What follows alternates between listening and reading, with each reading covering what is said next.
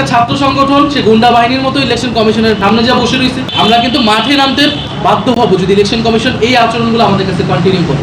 নির্বাচন কমিশন তো স্বাধীন প্রতিষ্ঠান, কিন্তু প্রধান উপদেষ্টাকে অবগত করাটা আমাদের দায়িত্ব মনে হয়েছে। উনি বলবেন এই বিষয়গুলো ওনারা খতিয়ে দেখবে এবং উনি পরবর্তীতে জনগণকে যে এই বিষয়গুলোর সত্যতা কেমন, সরকারের করণীয় কি। বিশেষত আমরা গণভোটের কথা জোর দিয়ে বলেছি যে গণভোটে জাতীয় নাগরিক পার্টি হ্যাঁ পক্ষে প্রচারণা করতেছে, কিন্তু যখন এটার জন্য আমাদেরকে গণভোটের প্রচারণার জন্য শোকজ আসে, তাহলে সেই বিষয়টাকে সরকার আসলে কীভাবে, সরকারের সাথে তাহলে ইলেকশন কমিশন একটা প্রতিষ্ঠান সরকারের সাথে কিন্তু একটা সাংঘর্ষিক অবস্থানে যাচ্ছে।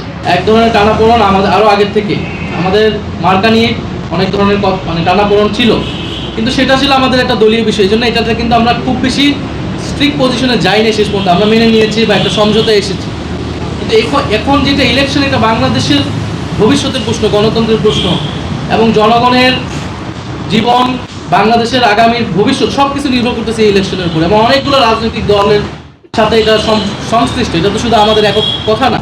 ফলে ইলেকশন কমিশন যদি সবার আস্থা অর্জন করতে না পারে, তাহলে তো আমরা কীভাবে ইলেকশন কমিশন থেকে আশা করবো। তবে আমরা আশা করতে চাই যে ইলেকশন কমিশন সুষ্ঠু নির্বাচন দিবে। কিন্তু গতকালকে যা ঘটছে, পুরো বাংলাদেশের মানুষ এটা দেখছে যে একটা ছাত্র সংগঠন সে গুন্ডা বাহিনীর মতো ইলেকশন কমিশনের সামনে যা বসে রয়েছে, তাদের সিনিয়র নেতৃবৃন্দ গিয়ে রায়ের আগে যে তাদের সাথে মিটিং করে তাদের পক্ষে রায় নিয়ে আসতেছে। তাহলে এটা কি বার্তা দিতেছে এবং একটা সংবিধানের ভুল ব্যাখ্যা ইলেকশন কমিশন দিয়ে দিতেছে।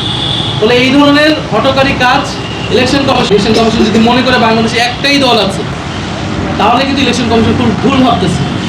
বাংলাদেশে রাজনৈতিক দল অনেকগুলো রয়েছে, জোট রয়েছে, সবচেয়ে বড় গুরুত্বপূর্ণ বাংলাদেশের জনগণ এগুলো কিন্তু সব কিছুই দেখতেছে। ফলে আমরা কিন্তু মাঠে নামতে বাধ্য হব যদি ইলেকশন কমিশন এই আচরণগুলো আমাদের কাছে কন্টিনিউ করে।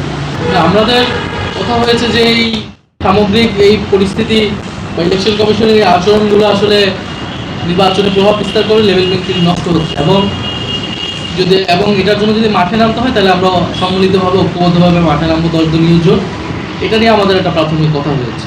কিন্তু আমরা মাঠে নেমে এই ধরনের আন্দোলনের পরিস্থিতি তৈরি করে আমরা নির্বাচনে যেতে চাই। আমাদের সব প্রার্থীরা রেডি হয়ে গেছে, আমরা অলরেডি গণভোটের প্রচারণা করছি। আমাদের কালকে হয়তো 300 আসনে একটা সমঝোতা পরিষ্কার হয়ে যাবে, উইথড্র করবে আমাদের সকলের প্রার্থী যারা। তো আমরা আসলে নির্বাচনের মাঠে যেতে চাই, কিন্তু আমাদেরকে যাতে আন্দোলনের মাঠে আনতে বাধ্য না করে নির্বাচন কমিশন।